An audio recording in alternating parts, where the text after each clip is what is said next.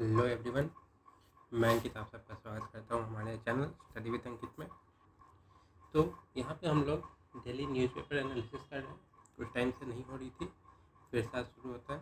तो हम लोग यहाँ पे द इंडियन एक्सप्रेस न्यूज़पेपर का एनालिसिस करते हैं। तो आज डेट है 1 अप्रैल। तो आज देखते हैं कि न्यूज़पेपर में क्या क्या आर्टिकल छपे हैं और उसे हम लोग डिस्कस करते हैं। ठीक है, तो इसका पहला आर्टिकल है कि fresh US tariff threats looms over purchase of Russian oil. ठीक है, hopes of concessions on reciprocal tariff fade as April two deadline nears. तो मतलब जो वहाँ यूएस के प्रेसिडेंट है डोनाल्ड ट्रंप, उन्होंने 2 अप्रैल का डेडलाइन दिया था कि जिस देश को भी अगर अपना टैरिफ कम करना है तो वो कम कर सकता है, नहीं तो फिर जिस देश का जितना टैरिफ होगा यूएस पे तो वो उसी हिसाब से उस देश पे टैरिफ लगाएंगे। तो कल डेडलाइन है, तो जिन देशों को कम करना है वो इनसे पहले कम कर ले। India could attract additional 25% to 50% US tariff over the purchase of Russian oil। तो इंडिया पे ऑलमोस्ट 25 to 50% यूएस टैरिफ लग सकता है, क्योंकि इंडिया रशिया से तेल खरीदता है। क्योंकि ट्रम्प को लगता है कि जो पीस का जो शांति वार्तालाप चल रहा था रशिया यूक्रेन वॉर के लिए, उस पे जो ट्रम्प है उनको लगता था कि जो मॉस्को है वो जो एफर्ट कर रहे हैं डोनाल्ड ट्रम्प उनको रोक रहा है, ताकि जो वॉर है रशिया यूक्रेन का वो खत्म ना हो।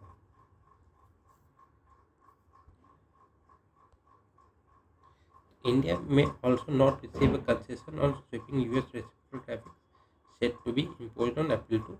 Trump told reporter abroad Air Force One that all countries would face the new tariff. This comes even as the US-India conclude their 4-day talks on Saturday to determine the contours of trade agreement. तो India जो Russia से तेल खरीद रहा है, उससे India को जो कंसेशन मिलने वाला था टैरिफ में वो शायद ना मिले अब, क्योंकि ये सब देशों पे लागू हो रहा है। तो इंडिया और अमेरिका का मतलब रिश्ता थोड़ा सा अच्छा है, इसलिए उम्मीद है कि कंसेशन मिलेगा। पर जो रशिया के साथ तेल खरीद रहे हैं तो उससे वो कंसेशन खत्म हो सकता है, मतलब नहीं मिल सकता है। Russia has been India's top oil import source during April to December 24 according to data release by ministry of commerce and industry. तो जो इंडिया के ministry of commerce and industry है, उनके अकॉर्डिंग जो रशिया है वो इंडिया को सबसे ज़्यादा ऑयल इंपोर्ट करता है। कब से कब तक? अप्रैल से दिसंबर 2024 तक। तो कुछ डाटा के अकॉर्डिंग तो रशिया ने इंडिया को जो ऑयल इंपोर्ट किया था वो इस साल का जो डाटा है उसके अकॉर्डिंग मार्च में, पहले जनवरी का देखते हैं। इस साल के जनवरी में around 1.64 million barrel per day import हुआ है। फरवरी में 1.47 million barrel per day import हुआ है। और मार्च में, जो कि 21 मार्च तक का डाटा है, उसके अकॉर्डिंग बहुत ज़्यादा, मतलब एक शार्प इंक्रीज आया है, जो कि 1.85 million barrel per day import हुआ है। ठीक है, तो इंडिया का तो लार्जेस्ट सप्लायर रशिया है। तो अगर इंपोर्ट मतलब कंसेशन लगा या टैरिफ एक्स्ट्रा बढ़ा तो इंडिया पे प्रेशर ज़्यादा बढ़ जाएगा। तो रशियन ऑयल है जो, उसके वजह से इंडिया पे अराउंड 25 से 50% का टैरिफ लग सकता है। और कौन सा तेल है? ये कच्चा तेल है। जो गाड़ियों में यूज होता है। तो इसका दाम तो ऐसे ही हाई चल रहा है, इसके दाम में इंक्रीज हो जाएगा। तो इससे किस पे असर पड़ेगा? पेट्रोल पे असर पड़ेगा, डीजल पे असर पड़ेगा, और LNG, LPG सब पे असर पड़ेगा, जिस सबका प्राइस बढ़ जाएगा। तो अब चलते हैं अगले न्यूज़ पे। अगला क्या है? Why Naini lake is seeing record low water level this year. तो नैनी लेक क्या है? नैनी लेक एक लेक है जो कि नैनीताल में है, और नैनीताल कहाँ है? उत्तराखंड, जो कि पूरे नैनीताल को वाटर सप्लाई किया जाता है जहाँ से, ठीक है। तीन Naini lake, one of Nainital की attraction has recorded water level of 4.7 feet making a 5-year low. तो जो वाटर लेवल है नैनी लेक का, वो 4.7 फीट नीचे चला गया है, जो कि पिछले 5 सालों में इतना लो कभी नहीं गया था। This has sparked concern over drinking water scarcity ahead of summer season, with some experts saying that the lake could go below the zero level. This does not mean that the lake will dry but that water level will go below the normal gauge level, which is set for each lake based on historical data. तो कहा गया है कि summer season आने से पहले water level कम हो रहा है, इससे जो शहर नैनीताल में पानी की समस्या हो सकती है, लोगों को पानी पीने का दिक्कत हो सकता है। तो यहाँ तक कहा गया है कि जो जीरो लेवल है उसके नीचे भी मतलब पानी जा सकता है। तो जीरो लेवल क्या है? तो मान लीजिए ये पूरा बॉटम है एक लेक का, ठीक है। तो लेक के जो भी लेक हो, ओशियन हो, समुंदर हो, जो भी है, सबके नीचे पहाड़ियाँ होती है, समतल ज़मीन तो होता नहीं है। तो एवरेज निकाला जाता है कि मैक्सिमम किस हाइट तक आने के बाद इसका सरफेस दिखने लग रहा है। मान लीजिए यहाँ तक आया तो ये दिखने लगा, पर यहाँ पे तो ज़्यादा गहराई है, तो जहाँ पे भी दिखने लगा उसका एवरेज निकाला जाता है। तो वो एवरेज को ही जीरो लेवल कहा जाता है। तो अब यहाँ पे कितना है तो वो देखेंगे। तो मान लीजिए एक होता है, अब पैसिफिक ओशियन है, तो सबसे गहरा तो वो मरियाना ट्रेंच है, पर मरियाना ट्रेंच तो हमारा ग्राउंड जीरो लेवल नहीं ना होगा। तो मरियाना ट्रेंच के ऊपर भी तो सरफेस है, उसके ऊपर पहाड़ियाँ है, तो जो यहाँ टच होगा इसको जीरो लेवल कहेंगे, ना कि पूरा जो बॉटम होता है उसको। तो अब इसमें क्या है? With its deepest point at 89 feet, the Naini lake has a gauge level of 12 feet. The Uttarakhand Jal Sansthan extract 10 million liters every day for the lake to supply drinking water to the city. तो lake की जो गहराई है वो 89 feet है, ठीक है। पर 12 फीट यहाँ से, ये 89 फीट है हाइट से, तो यहाँ से 12 फीट पे अगर पानी आ जाए, मतलब 12 फीट से नीचे पानी हो जाए, तो उसको जीरो लेवल कहते हैं। पर यहाँ पे अराउंड गवर्नमेंट जो है 10 मिलियन लीटर एवरी डे वहाँ से निकाला जा रहा है लोगों को तक पहुँचाने के लिए, ताकि लोग पानी पी सकें, ठीक है। For many years now, alarm bells have been sounded about lakes depleting water level. This time, a decrease in snowfall and rainfall in winter months has played a role, compounded by long-term issues on the lakes lip. तो जो पानी कम हो रहा है वो काफ़ी time से ये कम हो रहा था, पर इस साल बर्फबारी कम हुई, बारिश कम हुआ, इससे ये और ज़्यादा प्रॉब्लम क्रिएट हो गया है। पहले इतना नहीं था, पहले हल्का हल्का होता था, पर इस साल बारिश कम हुई, बर्फबारी कम हुआ, तो इससे जितना ज़रूरत था उतना पानी मिल नहीं पाया लेक, तो और कम हो गया। The Naini lake is a natural kidney shape lake in the heart of Nainital, surrounded by 7 hills. It is said that English businessman P. Barron chanced upon it around the mid-19th century, spurring the town's development as a hill station for the British. तो नैनीताल है, वहाँ पे Naini lake है जो कि 7 hills से घिरा हुआ है। तो उसको एक इंग्लिश बिजनेसमैन है पी बैरन, जब मिड 19th सेंचुरी में आया था तो उसने इसको ऐसे हिल स्टेशन मतलब डेवलप किया था।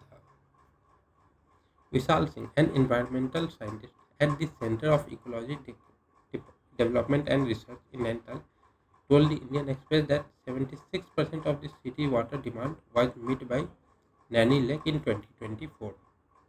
However, pressure from an increased population, the increase in tourist activity, and commercialization of nearby area have impacted its health. तो जो विशाल सिंह है वहाँ के जो इन्वायरमेंटल साइंटिस्ट है, उन्होंने सेंटर को बोला कि 76% ऑफ सिटी को यहाँ से वाटर सप्लाई मिलता है और उनका डिमांड पूरा किया जाता है। तो ये डाटा था उन्होंने 2024 का दिया था, पर पॉपुलेशन में इंक्रीज हुआ। ये तो ऐसे टूरिस्ट प्लेस है तो टूरिस्ट भी ज़्यादा जाते हैं और जो फैक्ट्री है उसका पानी भी इसमें गिरता है, तो जिसकी वजह से जो नैनी लेक है उसका हेल्थ कम हो गया है। According to researcher Nidhi Singh, Vishal Singh and Anvita Pandey, Nainital aging water distribution works as a struggle to keep the demand. तो डिमांड के हिसाब से ये पूरा नहीं हो पा रहा है। Climate change has a bearing on prevailing water patterns. Delhi-based organization Climate Trends found that annual mean temperature in Uttarakhand have increased by nearly 1.5 degrees Celsius between 1970 and 2022. Experts say that warming is affecting rainfall and snowfall. तो weather के हिसाब से जो नैनीताल का weather है वो 1.5 degree increase हो गया है, जिसकी वजह से जो वहाँ पे स्नोफॉल है बारिश कम हो गया, तो ये जो वहाँ का लेक है उस पर अफेक्ट कर रहा है। In 2022, which was considered a good year in terms of precipitation, Uttarakhand received an annual rainfall of 2400 mm, which fell to 2000 mm in 2024. Didi Sati, an irrigation department assistant engineer, said Nainital received 107 mm of rainfall between January and March this year, which was lower than the 2022 level. While the 3 winter months had 4 snowfall day in 2022, there was none in 2025. तो कहा गया है कि 2022 में उत्तराखंड ने 2400 mm का rainfall receive किया था, जो कि 2024 में सिर्फ 2000 mm का हुआ, और जो स्नोफॉल है वो 3 बार हुआ था 2022 में, पर 2025 में एक बार भी नहीं हुआ है। और जो जनवरी से मार्च के बीच में इस साल सिर्फ 107 mm रेनफॉल नैनीताल में हुआ है, जिसकी वजह से पानी का लेवल नीचे चला गया।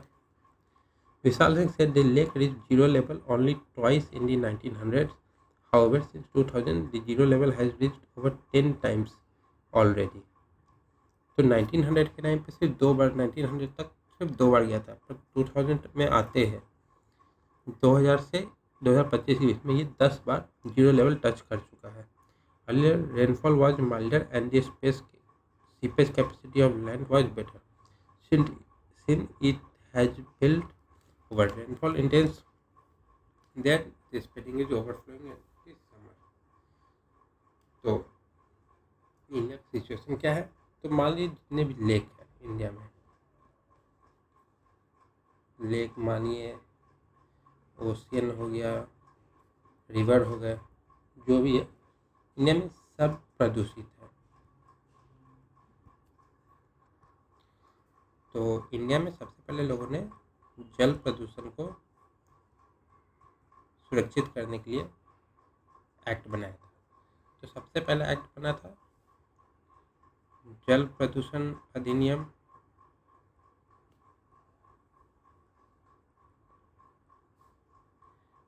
एक्ट कब बना था? 1974 में। उसके बाद बना था वायु प्रदूषण अधिनियम। ये कब बना? 1981 में। फिर बना पर्यावरण संरक्षण अधिनियम।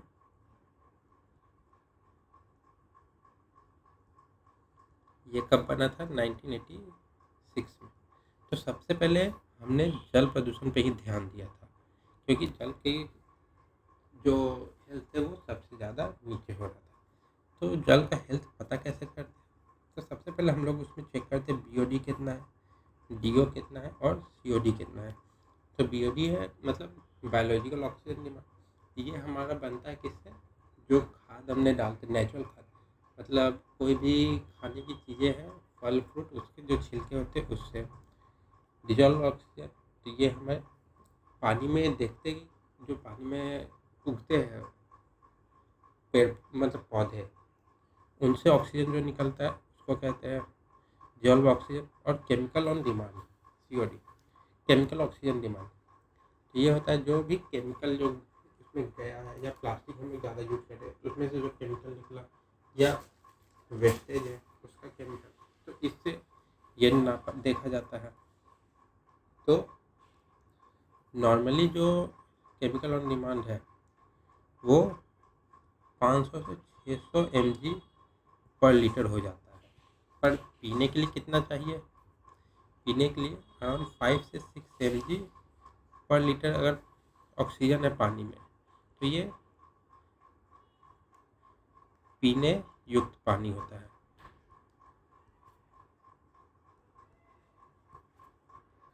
और जब ऑक्सीजन कम हो जाता है तो उस पर पानी की इस सतह के ऊपर देखिएगा आप लोग हरे हरे मतलब एल्गी जम जाते हैं, तो उसको हम लोग कहते हैं एल्गल ब्लूम। तो ये पूरे एक परत बना लेते हैं। ये परत नॉर्मली ऐसे पानी पे बनते हैं जिसका हेल्थ डाउन हो जाता है, और इन्हें भी चाहिए रहता है ऑक्सीजन। तो ये ऑक्सीजन और खींच लेते हैं, जिससे वाटर हेल्थ डाउन हो जाता है, तो वो पानी फिर पीने योग्य नहीं रहता है। ठीक है, अब आते हैं अगले पे। तो अगला क्या है? Bed time screen use increase insomnia, मतलब नींद ना आना। ठीक है, each hour of screen time after going to bed increase the odds of suffering from insomnia by 59%।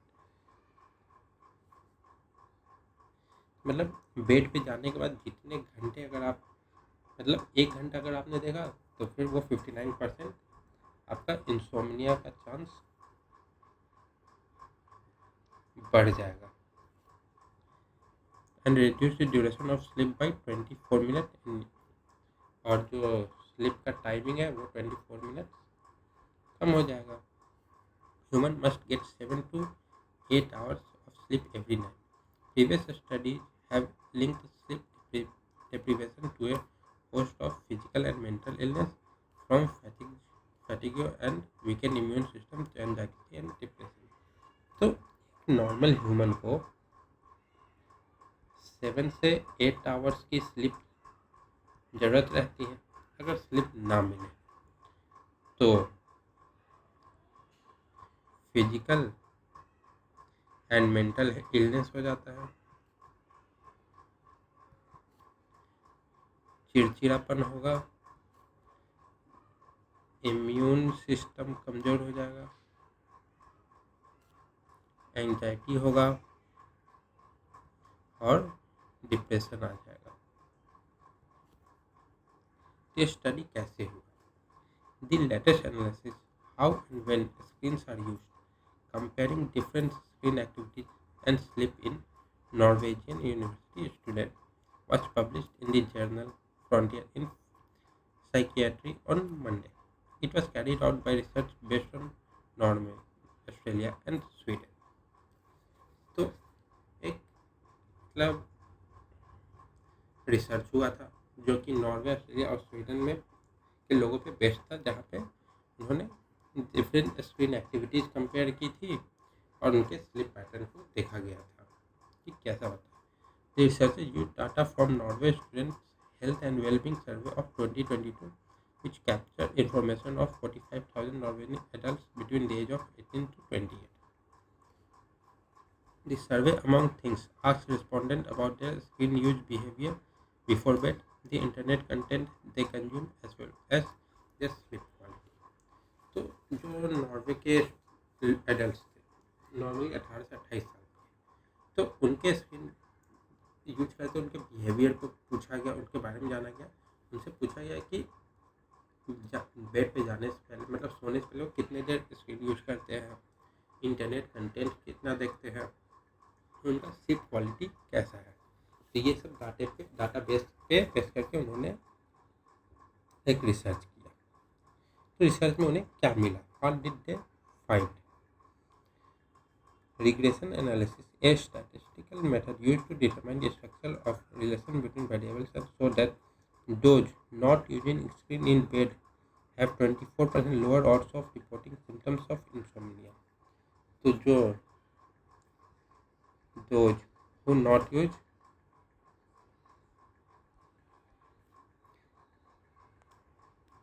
mobile or any type of mobile, laptop or any type of a screen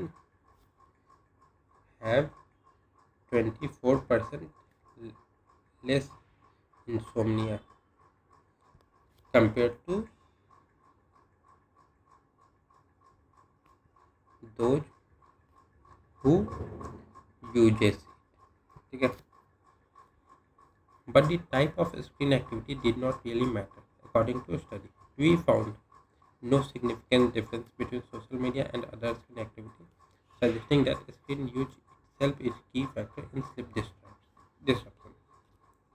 Gunhild Johnson Jetland, a researcher in Norwegian Institute of Public Health and lead author of the study, told dude से well. तो मतलब कहना है कि आप screen पे क्या देख रहे हैं, क्या नहीं देख रहे, उससे कोई फर्क नहीं पड़ता। अगर आप स्क्रीन चला रहे हैं तो आपका नींद डिस्टर्ब होगा। This study found that time displacement where screen use delay sleep by taking a time that would otherwise be spent resting, rather than emotional stimulation was the main reason why screen time affects sleep. If screen uses displays time that could otherwise use for sleep, this may explain the reduction in sleep duration. तो जितना time use कीजिएगा उतना आपको कम सोने को मिलेगा। कम सोएंगे तो बहुत सारे हेल्थ इश्यूज होंगे। तो जाने से कम बेड पे जाने से कम कुछ देर पहले या अराउंड 1 घंटे पहले स्क्रीन यूज करना, मोबाइल साइड में रख दें, ना यूज करें। तो उससे आपको अच्छी नींद आएगी और ज़्यादा नींद आएगी। So, how should one wind down at the night? The analysis suggests that in order to improve the quality of one's sleep, it is essential to reduce screen time before sleeping. If you struggle with sleep, try to reduce screen use in bed, ideally stopping at least 30 to 60 minutes before sleep. तो वही जो पहले बताया था कि अगर आपको सोने में दिक्कत है तो आप स्क्रीन यूज को कम कर दीजिए। लगभग स्टॉप भी कर सकते हैं 30 से 60 मिनट पहले सोने के। If you do use screen, consider disabling notification to minimize this distraction during the night. In an interview with neuroscientist and sleep specialist, said that people should have nightly wind down ritual beginning 1 or 2 hours before bed. पहले ये होता था कि हमारे mind को था कि अंधेरा हो गया है अब सोना है, लाइट आ गई अब जागना है। पर अब मोबाइल है, लैपटॉप है, टैबलेट, क्योंकि आजकल सब कुछ डिजिटल हो गया है, तो हमारा आंखों के सामने सिर्फ लाइट दिख रहा है। तो लाइट एक सिग्नल दे रहा है कि माइंड को कभी सुबह है, तो हमें सोना नहीं है। तो अंधेरा होगा तो हमें नींद आएगा, तो मोबाइल से वो चीज़ डिस्टर्ब हो रहा है। तब आते अगले न्यूज़ पे। अगला IMD above normal temperature more heat wave days इस समर। तो इस समर जो नॉर्मल टेम्परेचर है उससे ज़्यादा हीट वेव आने की अनुमान है। तो देखते हैं कि क्या है इसमें। The Indian Meteorological Department has forecast above normal temperature in most part of the country this summer, April से June, including extended heat wave episode that may last 10 to 11 days in central and eastern India, affecting Odisha, Jharkhand and Uttar Pradesh in particular। तो IMD के हिसाब से जो इस साल अप्रैल से जून का महीना है वो नॉर्मल टेम्परेचर ज़्यादा गर्मी हो सकता है। नॉर्मली एक हीट वेव होता है जो 7 दिन रहता है किसी भी मतलब टाइम पे, पर इस बार वो 7 दिन की जगह 10 से 11 दिन रहेगा, specially central and eastern India, affecting Odisha, Jharkhand and east Uttar Pradesh. During April June above normal temperature likely over most part of the country except west peninsular India, some part of east central and east India। The IMD said that in its all India summer forecast released on Monday। तो जैसा कि देख रहे हैं जो dark red है वहाँ पे ज़्यादा गर्मी होगा, जैसे कि ये गुजरात महाराष्ट्र वाला जो जोन है वहाँ पे ज़्यादा गर्मी होगा, ये कोलकाता वाला एरिया ज़्यादा गर्मी होगा, और ये जो वाइट है ये गर्मी यहाँ पे कम होगा। तो ये पंजाब राजस्थान वाला एरिया, यूपी बिहार झारखंड छत्तीसगढ़ मध्य प्रदेश, तो ये सब जो एरिया है वहाँ पे गर्मी एवं नॉर्मल टेम्परेचर से ज़्यादा होने वाला है। तो IMD director general Mrityunjay Mohapatra said above normal heat wave days are likely in कहाँ का होगा, Rajasthan Gujarat Haryana Punjab Madhya Pradesh Maharashtra Uttar Pradesh Bihar Jharkhand West Bengal Orissa Chhattisgarh Telangana Andhra Pradesh northern part of Karnataka. तो पर इसमें तो ये भी बोला गया है कि अप्रैल 10 से टिल लास्ट ऑफ अप्रैल जो नॉर्थ ईस्टर्न स्टेट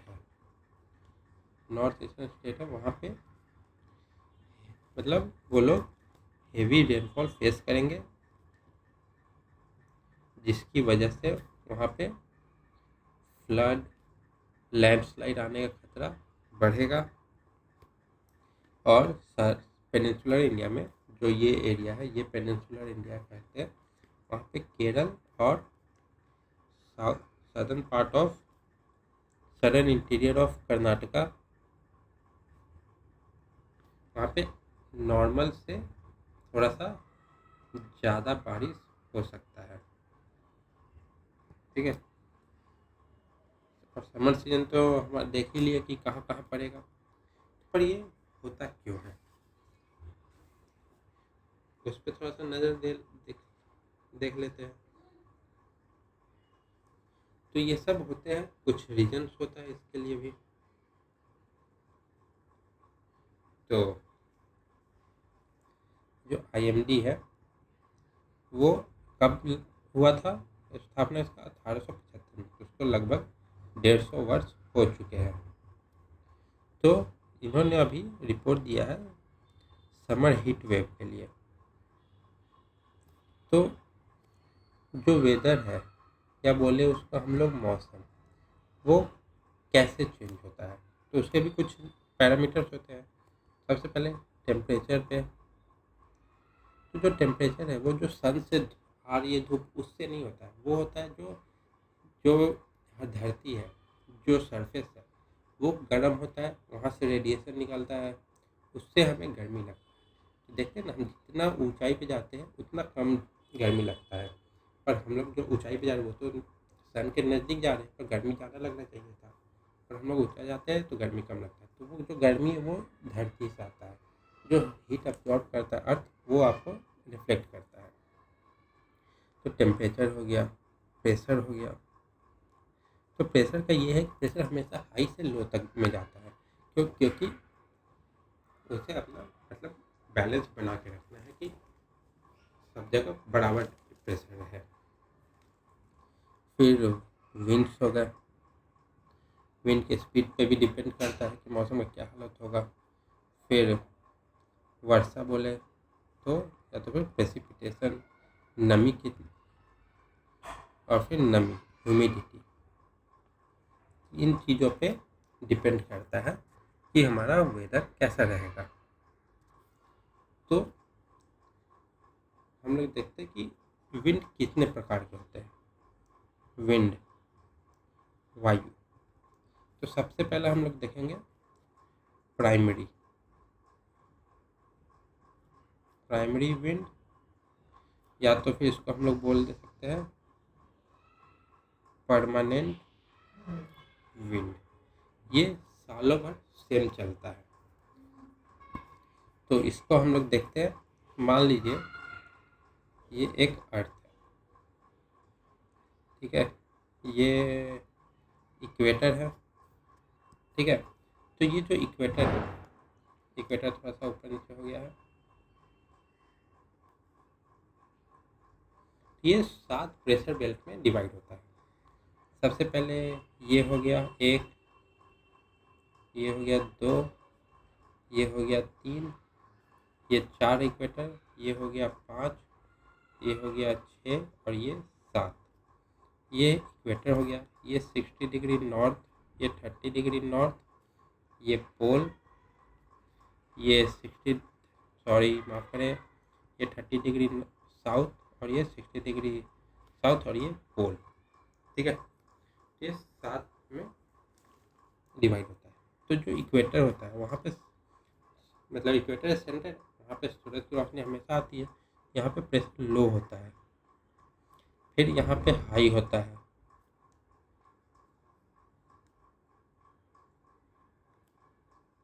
यहाँ पे लो, यहाँ पे हाई, यहाँ पे लो, यहाँ पे हाई, फिर यहाँ पे हाई, लो, हाई। और प्रेशर का काम है कि हमेशा हाई से लो की तरफ जाना, ठीक है। हाई से लो की तरफ प्रेशर जाता है। और हवा है, हवा कैसे बढ़ता है?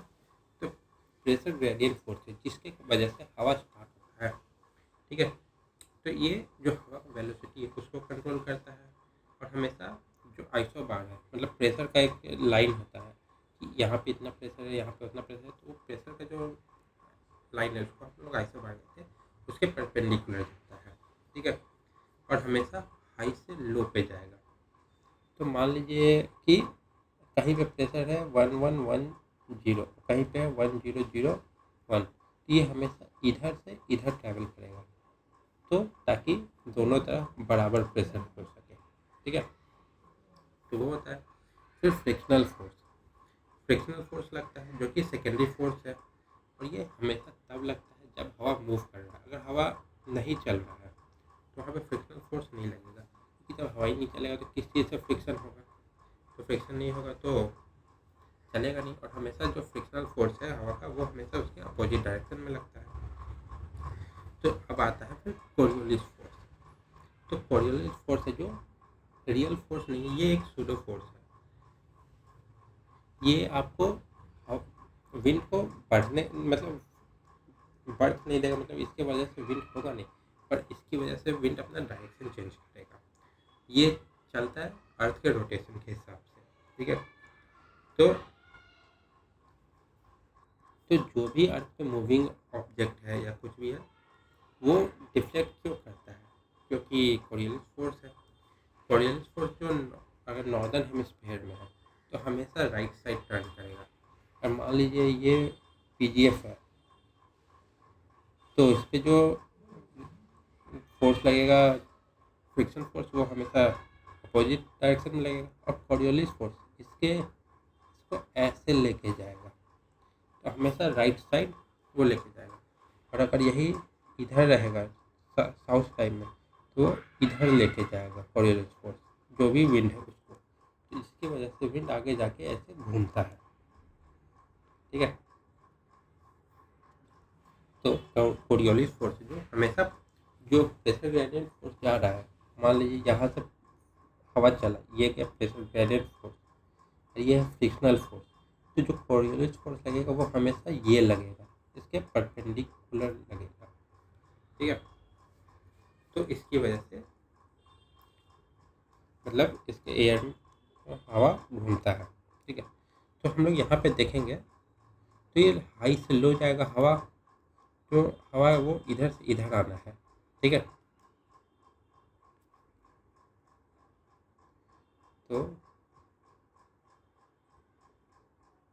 तो हवा हमेशा इधर आएगा हाई से लो, और इधर में इधर जाएगा। तो कोरियोलिस फोर्स लगेगा जब इधर से, तो हवा का डायरेक्शन ये हो जाएगा।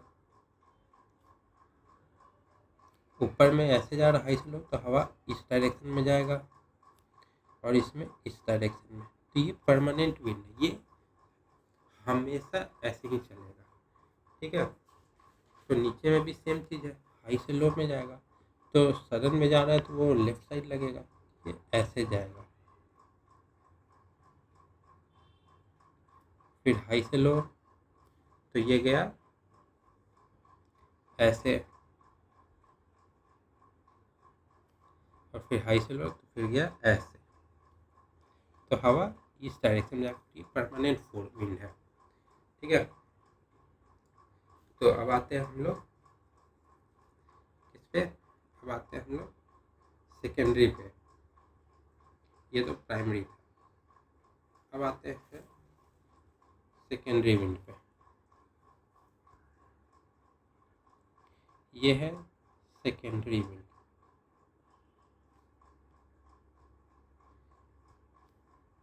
ये साल भर में 2 बार कम से कम 2 बार दिशा परिवर्तित करेगा।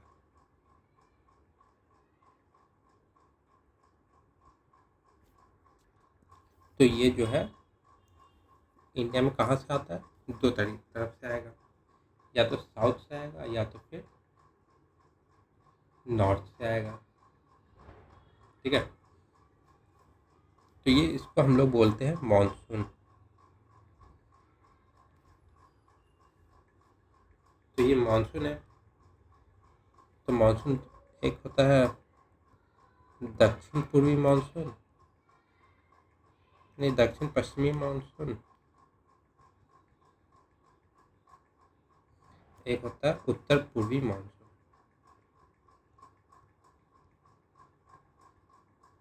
ठीक है।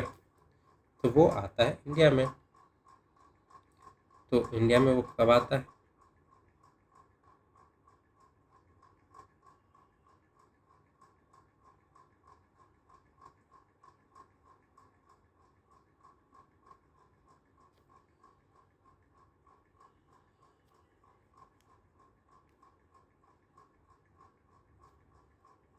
तो इंडिया में मानसून आएगा 1 जून से इंटर करता है।